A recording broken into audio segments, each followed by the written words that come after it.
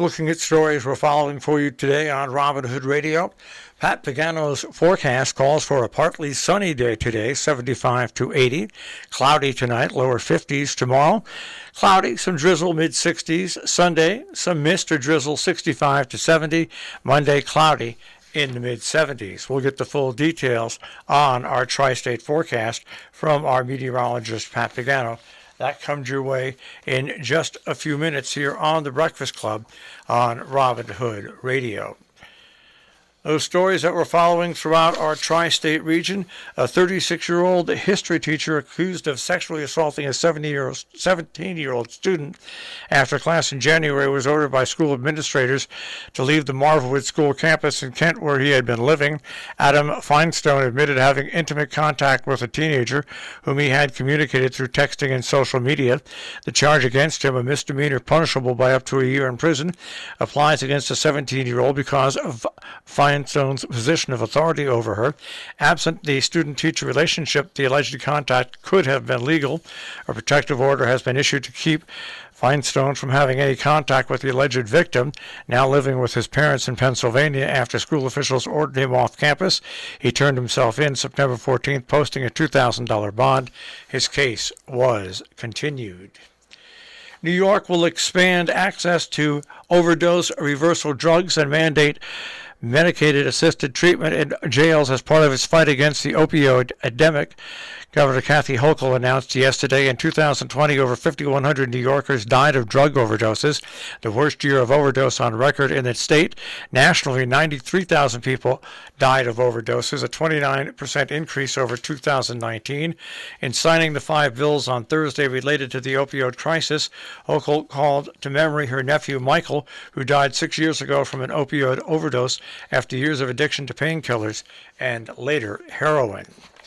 Out of Great Barrington, population shifts in Great Barrington have forced the town to rework one of its 4 voting precincts, something that will affect residents only in the days they need to cast their ballots. Town clerk told the select board at its meeting, held via Zoom, that the precincting will result in a number of residents having to now vote in Housatonic at the Housatonic Community Center or Hoosie Dome rather than the State Road Fire Station as they previously had done. While there are small changes to all the precincts, it's at this precinct see voters from the western part of Division Street and northern area of Alfred Road who will be placed into Precinct B, which votes in Housatonic. Precinct boundaries are drawn up carefully with geographic markers. The results of the 2020 U.S. Census peg the town's population at a little over 7,100. The state requires a shift for those towns with more than 6,200 residents or more than 4,000 voters per precinct. Because the population in each of Great Barrington's 4 precincts is not within 5% of the town's average for each, the precinct had to shift. Nurses and other healthcare professionals that work for Berkshire Visiting Nurse Association have taken the first step towards forming a union. The Berkshire VNA is a home health care agency owned by Berkshire Health Systems that sends nurses, physical therapists, and other medical professionals to care for patients across the county in their homes. A huge majority of those staff members signed cards intending to join the Massachusetts Nurse Association, according to the MNA, and they sent a letter Wednesday asking their employer to voluntarily recognize the union. Berkshire Health Systems did not immediately respond to requests for comments on that story.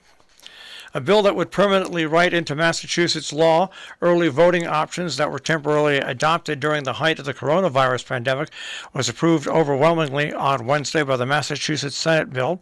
The bill would enact same-day voter registration and make other changes to the Commonwealth's election process, including allowing non-excuse voting by mail. The Senate passed the bill by a vote of 36 to 3. Supporters say the proposal incorporates lessons learned from the pandemic and takes critical steps to expand the right to vote in Massachusetts at a time when many states are fighting access to the ballot box. In North Canaan, flu clinic will be held at the North Canaan Town Hall from 2 to 4 today. Community Development Corporation South Berkshire will host a virtual screening of Citizen Jane, Battle for the City, today at 7 p.m. More information at cdcsb.org/2021/film fundraiser. Now, coming up on Saturday at the Torrington Middle School from 9 to 2 will be a Household Hazardous Waste Collection Day. You must have a ticket to the event from your town hall. That ticket is free to obtain. Coming up on Saturday, the Copake Grange on Empire Road in Columbia County will hold their monthly members meeting. It runs from 9 to 10 at the Grange Hall. An art exhibition, Flora and Fauna, Lily Woodworth and Alan Blagden, opens up on Saturday and runs through September 24th at the D.M. Hunt Library in Falls Village, huntlibrary.org. On Saturday, the Ancrum Fire Company has their lobster and beef barbecue 3 to 6 p.m., $35 a meal, takeout only. Pick up at the Ancrum Firehouse. Lobster, clams, barbecue beef, corn on the cob, potato roll, and ice cream. Reservations at 518-329-3430. Hillsdale Pumpkin Festival and Scarecrow Contest with fun activities for the family will be held Saturday, 11 to 4 on Route 23 throughout the hamlet. Facebook.com/Hillsdale, New York Pumpkin Festival for more information. Music in the Nave returns with Steve Katz in concert in Kent. Songs, stories, wine, and cheese at the Autumn Twilight performance on Saturday at 5 p.m. at St. Andrew's Parish. More information is available from the website at St. Andrew's Parish. The 10th annual Brewski Fest returns to Salisbury at the Satry Hill ski jump site on Sunday, October 10th. Music, pumpkins, corn stalks, and all the 30 craft breweries offering visitors over 200 examples of their best brews. This has been going on for the past 10 years. Now, the Steve Dunn Band will also provide live music. Tickets are available at $30 per person in advance or $35 at the door. Advance tickets are available online at brewskifest.com and at State Line Wine and Spirits in North Canaan and Ledgewood Spirit Shop in Winstead. Proceeds from the event, which will be held rain or shine, benefit SWAS's youth skiing program. More information at brewskifest.com. In Stockbridge, the Grange is having a takeout dinner from 1 till 2 on Sunday at the Grange Hall, Church Street. Roast pork dinner includes apple or chocolate cream pies for dessert. $14 donation. Orders must be placed by Thursday the 7th. Call 413-243-1298 or 413-443-4352.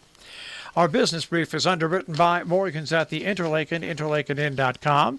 You'll also find them on Facebook and Instagram, and also underwritten by Salisbury Bank, salisburybank.com.